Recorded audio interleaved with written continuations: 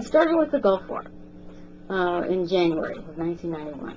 We were so angry and upset at what our country was doing, and we wanted to do something about it.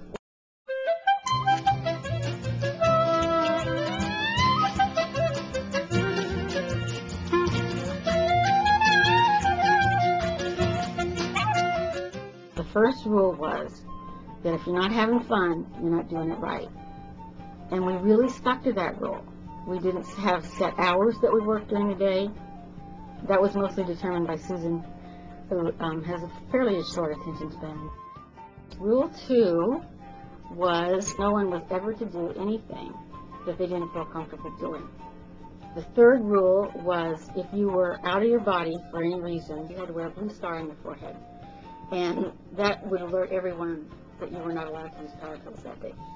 But you could still come and play. You could still be a decorative guy, or you could use sandpaper. To me, to be a really good builder, you have to really listen to what people want. And what I hear over and over and over again is that people say, "You're the first person that's ever listened to me." There were different awards that you could get during the day or the week.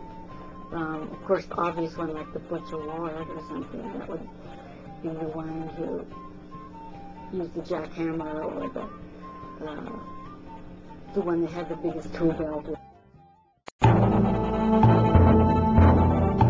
I am the child of the goddess, the priestess of darkness and light. I am the Amazon warrior, the healer, the witch in the night. But the most coveted award was the Spread Award. And that was the award for the woman who was the most butch and the most thin in the same day. And CJ always got that award.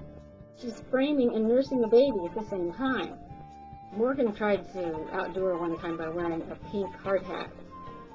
The June Cleaver Award was, you couldn't get the June Cleaver Award unless you were wearing an apron and nothing else.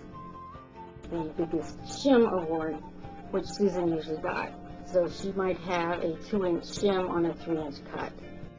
We had the blessing the night before, and one of the women called me and said, "Dianne, I had a dream that your foundation is to be filled with golden light." She brought over this huge black trash bag full of yellow rose petals and filled it and poured them into the foundation forms. And the women in the blessing, they each wrote a blessing and they put it in the form. Each of us would lie down on a piece of drywall and someone would trace your outline. And then each piece that went up, then the woman's form is in the wall.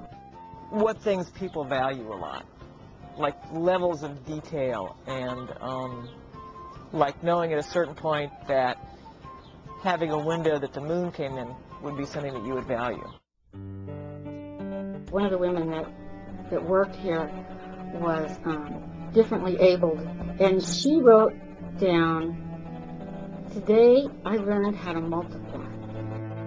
This bookcase right here was a window at the time, and we had taken the window out and we put it somewhere else. So then she cut down here and kicked it out with her feet. So she made the window into a door. And then I walked through the wall. I walked from inside to outside. I broke through the wall of my house and my life and moved on. We did pass the inspection, and it took 9 months. The beating of the river ran, patriotic robbing and the just began. Protestant building in the platform, busted a gun to prevent every word from Chester. Blessed be.